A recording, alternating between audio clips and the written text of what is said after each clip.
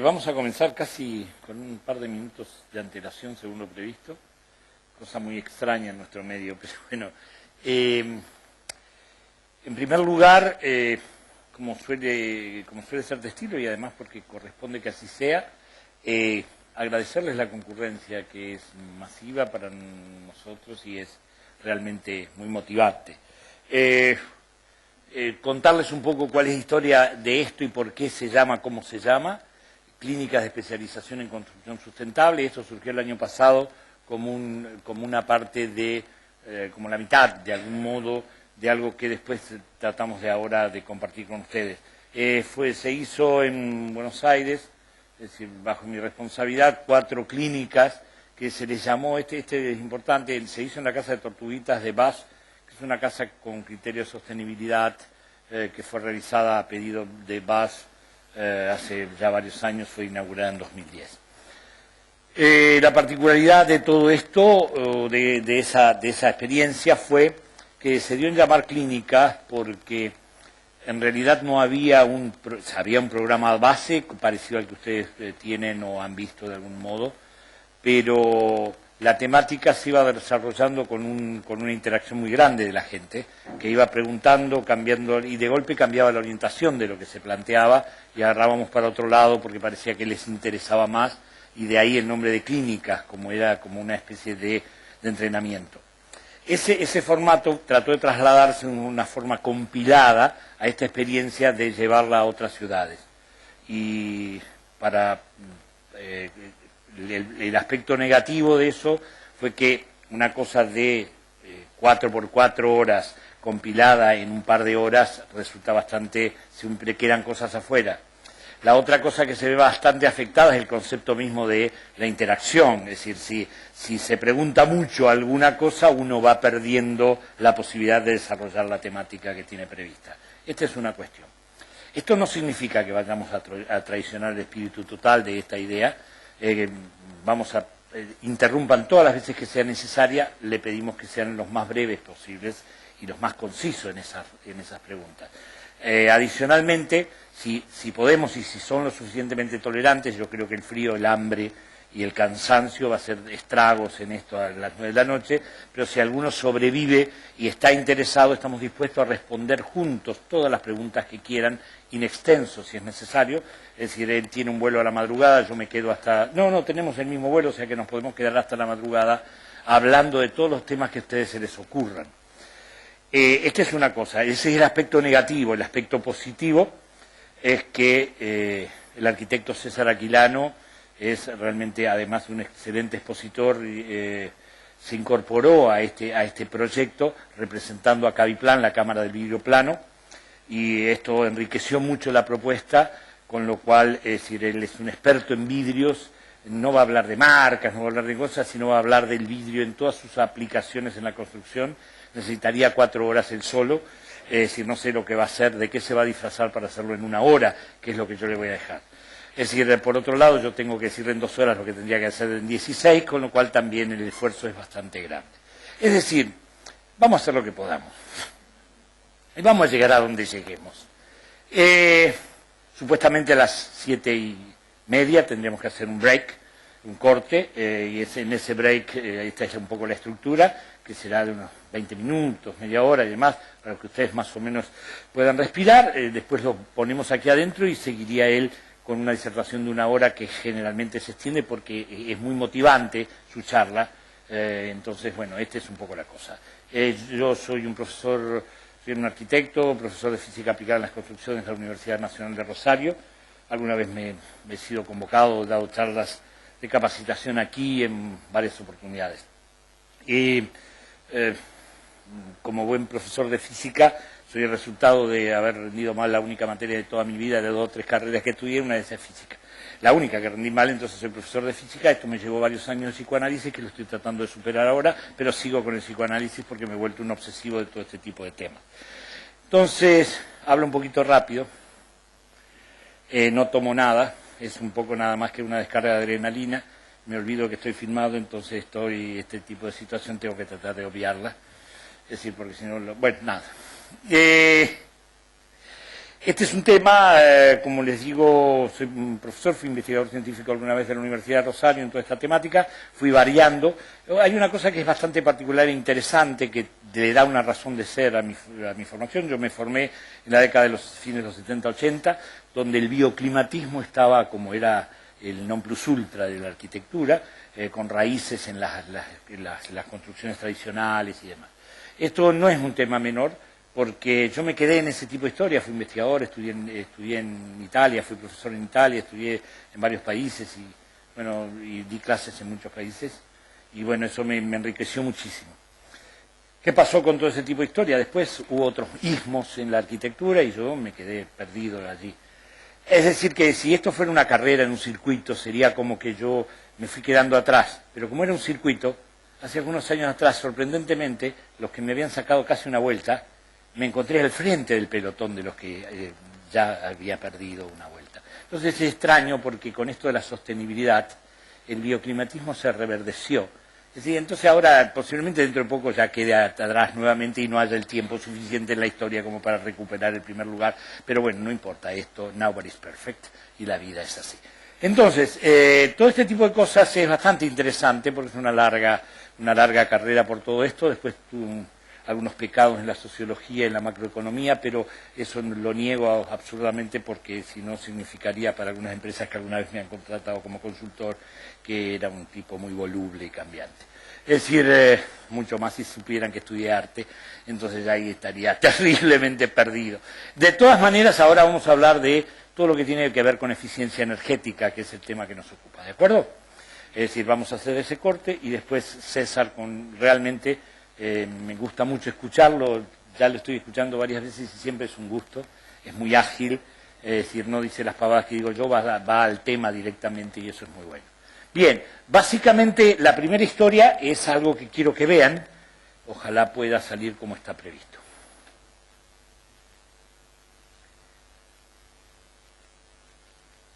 Tendría que tener sonido ahora.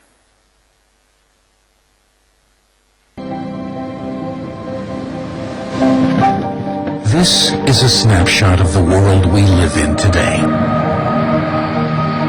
A world that's changing every minute because we're changing it.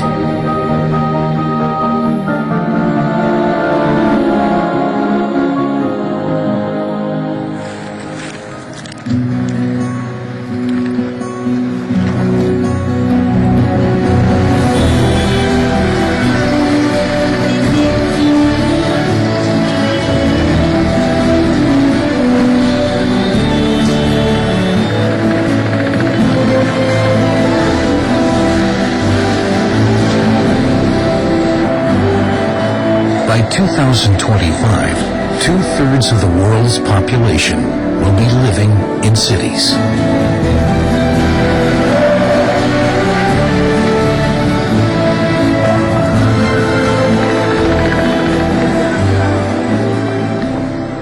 How can even more people have a good life in this city?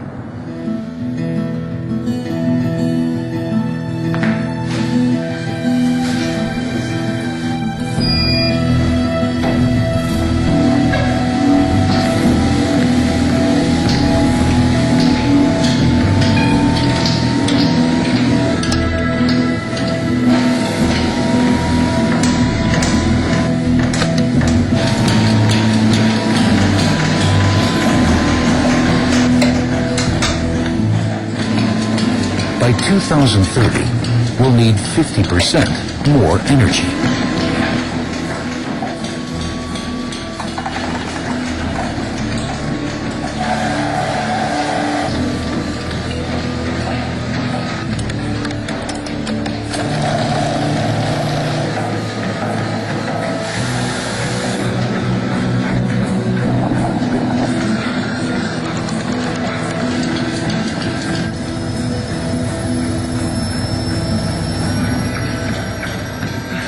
Unbelievable how much energy this takes.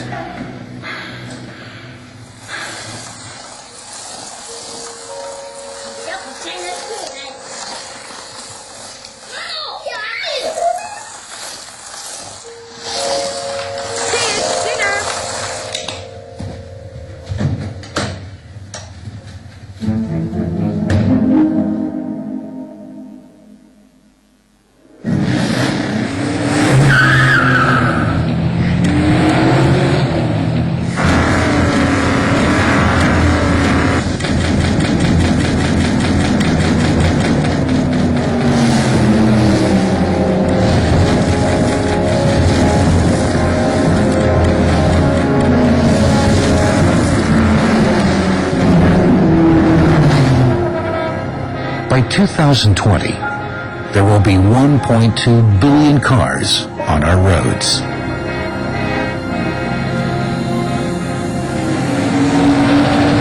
Wow! Look at all those cars! And there are more and more of them! Do we have enough gas for so many cars?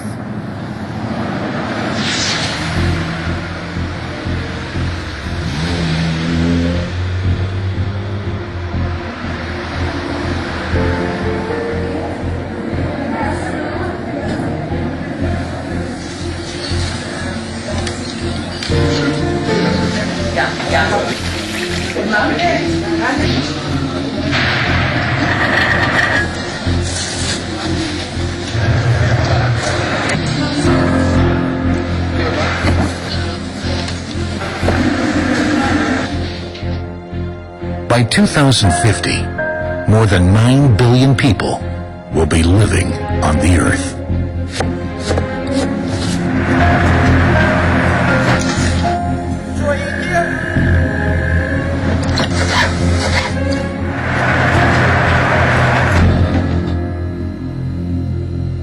How many people can the Earth feed?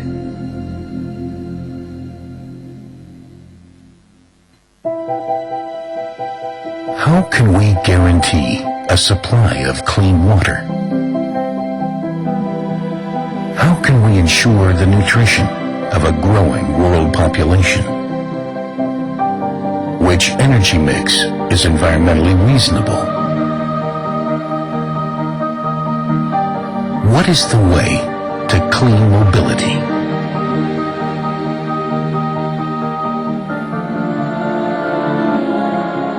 Our world is constantly presenting us with new challenges. BASF and its many partners are working on solutions to face these challenges. With the right answers, we can shape the future in a positive way. Bien. BASF, the chemical company. En rigor, esto es, yo debí comentar que al principio que esto es una gentileza de BASF, o BASF, como suelen decirle, porque yo trabajé para ellos hace ya algunos años como consultor externo de la empresa en todo lo que era eficiencia energética y de alguna manera más estrechamente hasta 2010, cuando en 2007 me encargaron ejecutar la casa de tortuguitas, que tiene toda una historia en particular. Entonces esa es la razón por la cual de alguna manera me permití utilizar este video, porque me parecía muy claro, pese a que han pasado varios años desde esto. Y esto es algunos números, más de un error que está ahí que quería representar, algunos números como marco de referencia. Lo que pasará en 2030, que estaba dicho allí, 8.3 mil millones, ahora somos unos 7 mil millones, 8.3 mil millones serán los habitantes del mundo, y si nada cambiara, o por lo menos en el ritmo necesario, gastaríamos 53% más de la energía necesaria y 55% serían más las emisiones de CO2, de gases de efecto invernadero, entre el que más destacado es el dióxido de carbono. Paralelamente también, en 2025, esto es una paradoja, un tercio de la población mundial estará urbanizada, pero ya desde 2013 en Latinoamérica el 79% de la población estaba urbanizada y en Argentina, más absurdo aún, más del 92% de los habitantes ya viven en ciudades. ¿Estamos de acuerdo? Es realmente bastante extraño porque esto significa que las grandes ciudades están empujando de alguna manera o están exigiendo, demandando infraestructura, transporte, energía, salud, docencia, enseñanza, de un modo tal que realmente estas presiones sobre las estructuras urbanas son muy grandes. En el 2050 va a haber 9.000 millones de habitantes, que será la población mundial. En 2020, no sé si se descompaginó esto, pero bueno, en 2020 va a haber 1.200 millones de automóviles rodando por las carreteras Y el 90%, en 2013 ya el 90% de los automóviles que ingresaron diariamente a la Cava transportaban tan solo un ocupante. Esto, en realidad, la tasa está en el orden de 1.1, 1.2 digamos, de personas transportadas por vehículo, lo cual habla de una cuestión bastante irreflexiva o irracional. Es como que no tenemos una conciencia de lo que eso significa. En el mundo se está imponiendo, en el mundo central, en el mundo desarrollado, no sé cómo llamarlo, se está imponiendo un hábito que se llama carpooling, que es como una especie de asociación, es decir, voluntaria, ya sea en las empresas o incluso por internet, de distintas maneras, que gente que tiene que viajar de una localidad a otra o del conurbano al centro de la ciudad o lo que fuera, lo va haciendo, es decir, con distintos automóviles personales, privados, es decir, abaratando los costos y el traslado y el consumo de los automóviles de ese modo, el desgaste de los automóviles. Otro tema que no es menor es que el déficit, es decir, el dinero que se gasta anualmente para comprar energía de la cual no somos autosuficientes ni en gas, ni en varios combustibles especiales, ni petróleo, es decir, es de 15.000 millones de dólares, lo fue en 2014, 15.000 millones de dólares, a lo mejor no tenemos conciencia de lo que eso significa, y el déficit, es decir, porque compramos y vendemos, fue de 7.400 millones de dólares. Ese fue el déficit 2014, que había bajado casi 10% a raíz del descenso del precio del petróleo. ¿Estamos de acuerdo? Esto no es un tema menor, habida cuenta que lo declarado en 2015 es que habría unos 34.000 millones de dólares de reserva. Imagínense lo que significa el porcentual de 7.400 gastados de déficit todos los años para mantener un consumo que por otro lado tiene una curva ascendiente, es decir, una tendencia, es decir, que se va incrementando año a año el consumo energético en un porcentaje muy significativo. Estos son los condicionantes a los que nos enfrentamos y que de alguna manera está expresado en esa película que vimos recién y que me pareció bastante significativa. Esto simplemente es un cuadro referencial, no sé por qué esto no está funcionando del todo bien. La matriz energética argentina, es decir, nada más que para que sepan, como lo recuerdan, si bien estos son datos 2009, es decir, se mantiene más o menos la misma estructura a pesar del tiempo. Gas, petróleo y carbón en una mínima medida, ocupan el 87% de toda la matriz energética primaria del país. Como verán, la incidencia del petróleo, las fuentes, es decir, las fuentes de generación energética no convencionales, hidroeléctrica, biomasa, son de una incidencia mucho menor. Y por otro lado, sinceramente, en el mediano y buena parte del plazo del próximo siglo, no van a ocupar una porción demasiado significativa de esa torta energética en este nivel de la matriz energética mundial, donde más o menos la distribución de gas, petróleo y carbón es del 81%, con un fuerte acento del carbón, que por otro lado es muy contaminante, pero que de todas maneras es un recurso energético a futuro de donde se pueden extraer algunas cosas importantes.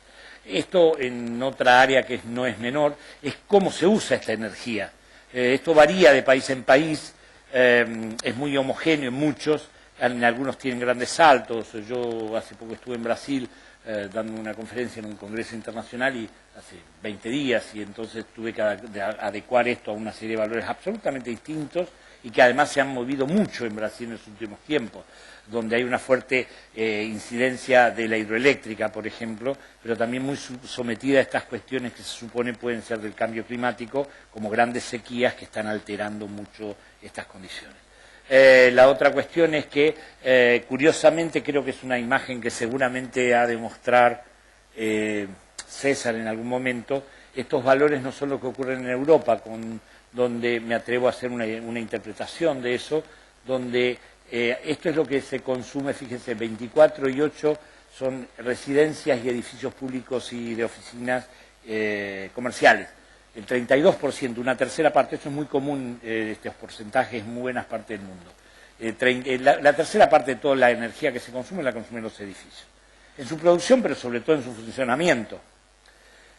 El sector industrial, es decir, que en este caso ocupa el 30%, es más o menos importante. Pero fíjense, en otros lugares, en Europa, debe estar en el orden del 41%, una cosa así, que es una imagen que seguramente mostrará César, y esto se debe básicamente porque son valores relativos. Y tengan en cuenta algo que no es menor. En los edificios, la energía es un gasto. En la industria es una variable de costo. Entonces, para ser más competitivo un producto, yo tengo que racionalizar y ajustar las variables de costo. Por eso, es decir, todo lo que es racionalidad llegó primero a la industria que a las viviendas, y sobre todo en lugares con algunas características particulares como el nuestro. ¿Se comprendió? Entonces, relativamente, el peso de las viviendas es mayor, aunque el consumo relativo sea menor. Entonces, este tipo de situaciones es bastante interesante, por eso me pareció oportuno mostrárselas. Esto es nada más, ni siquiera es panfletario, pero va un poco en contra de la pretensión de lo que suele llamarse el desarrollo sostenible o sustentable. Es una falacia desde mi punto de vista, es una opinión, tómenlo como tal, toda vez que los desequilibrios estructurales son tan grandes que no existirían las posibilidades de nivelación. Esto ya pasó con las fantasías, digamos, tecnologicistas y neoliberales de mediados del siglo pasado, donde existía la teoría del derrame, donde existía la teoría de que la tecnología iba a resolver todos los problemas que se iba a enfrentar el hombre, las enfermedades y todo este tipo de cuestiones, cosa que no fue cierto.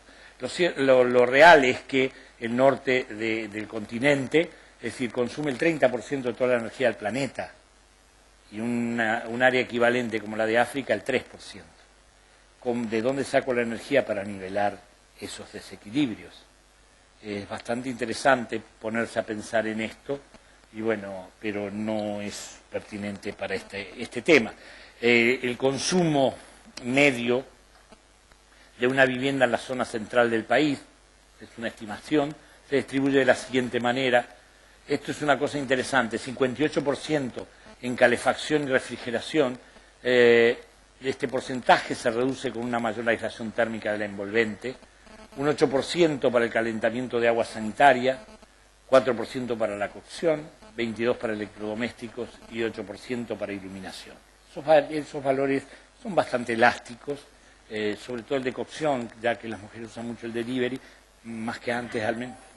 O sea que ya nadie consume casi nada. Es decir, yo tengo algunas amigas, en realidad jóvenes, estudiantes, que viven en Buenos Aires, yo vivo en Rosario, mi hijo vive en Buenos Aires, y me llamó la atención que una vez estuve un tiempo alojado en la casa de dos jóvenes muy amables, que le dieron hospitalidad, y entonces mi hijo, como tenemos ascendencia vasca, no sé si por eso somos cocineros.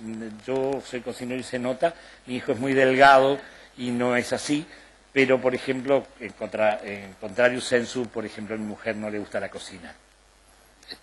Entonces los cocineros somos los varones de mi casa. Y mi hija es celíaca, con lo cual hace su propia historia, con lo cual, si alguien quiere comer, tiene que llamar a alguno de los varones de la casa, y mi hijo está en Buenos Aires. Entonces, él parece que ha seducido a muchas personas que han querido recibirlo en su hogar, porque cocinaba, cosa extraña. Y recuerdo una cosa muy graciosa, que llegó a una casa que hacía bastante tiempo estaba habitada, y estrenó el horno de la cocina. Pero dice, si hace 2 años que viene acá. No, pero nosotros esto no sabemos ni cómo funciona. Si no eran personas muy interesantes. Digo esto porque no es un invento, esto que las mujeres y los hombres cocinamos menos. Hoy me maltrataron un poco una feminista, así que no quiero decir nada que esté fuera de lugar. Si ahora nosotros pudiéramos acceder y trabajar sobre ese 58% que trabaja la calefacción y refrigeración, que incide en la calefacción y refrigeración, simplemente nada más que como una figura de referencia, esto significa el 18% de toda la matriz energética. ¿Estamos de acuerdo? Este es el tema. ¿Cómo se gasta, cómo se pierde, cómo se gana? Bueno, básicamente con pequeñas variaciones es decir, tendríamos, según las zonas, 35% a través del techo, es decir, el punto más crítico de, digamos, de comportamiento térmico de la envolvente de un edificio está por el techo. Allí se gana o se pierde. Se pierde en invierno, se gana en verano por radiación, sobre todo en latitudes bajas. Nosotros no vivimos en latitudes relativamente altas. Tengan en cuenta ustedes que en el hemisferio norte nuestra latitud es equivalente a, digamos, la latitud de esta ciudad estaría cerca de Barcelona, de Madrid, más o menos. De allí es todo para arriba. Tengan en cuenta que Londres, París, Berlín están en los 40 y pico de grados de latitud norte. Dublín creo que está a 45, es decir, es Ushuaia.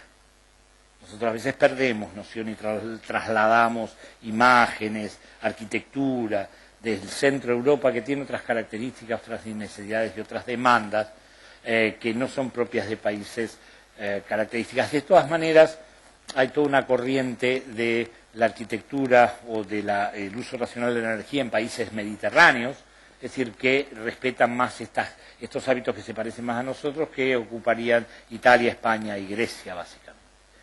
Pero bueno, en las latitudes relativamente bajas como la nuestra, las cargas térmicas debidas al sol son muy importantes por los techos en el verano. Y las pérdidas a la bóveda, por radiación a la bóveda del cielo, es decir, suelen ser muy grandes. Por lo tanto, es el punto más interesante para tratar. Por otro lado, a través de las paredes, pues porcentajes más o menos en las partes opacas, un 20%. La pérdida a piso, a medida que aumenta la latitud, se hace más significativa, es decir, porque esto tiene que ver con la temperatura media anual del lugar, de la Tierra.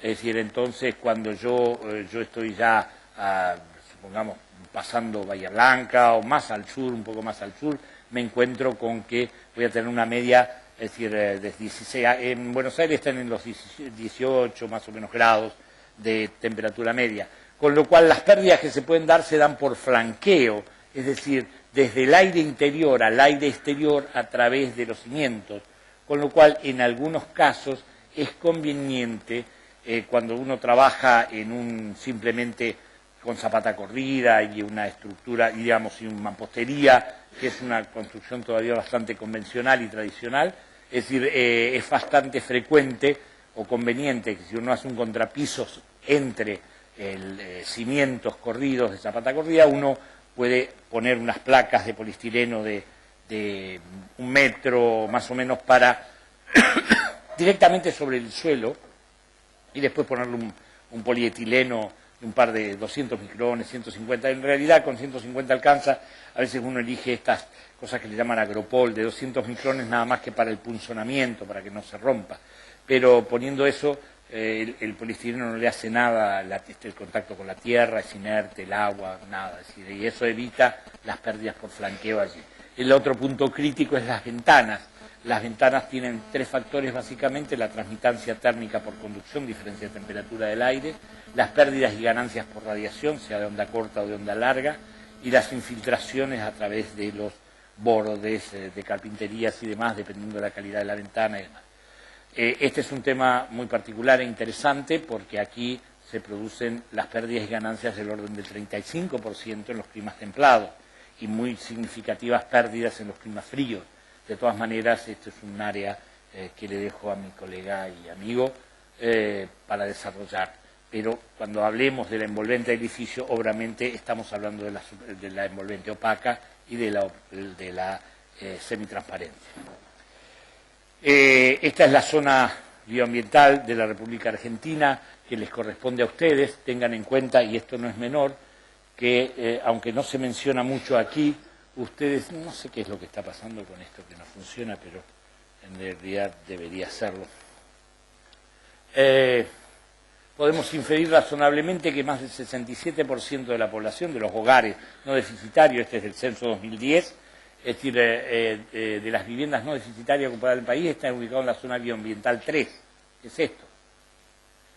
Correspondiente a un clima templado cálido, sur de Santa Fe, Córdoba, San Luis, norte de Buenos Aires, provincia que tiene también parte de su territorio en la zona bioambiental 4, que es templado frío, correspondiente, la provincia de Buenos Aires presenta 2 zonas bioambientales, subzona 3 cálido templado cálido A y B y templado frío C y D. Esto tiene que ver con los climas marítimos que afectan un poco las condiciones microclimáticas, iba fundamentalmente a las amplitudes térmicas diarias y a los vientos, es decir, marinos y demás, ¿sí?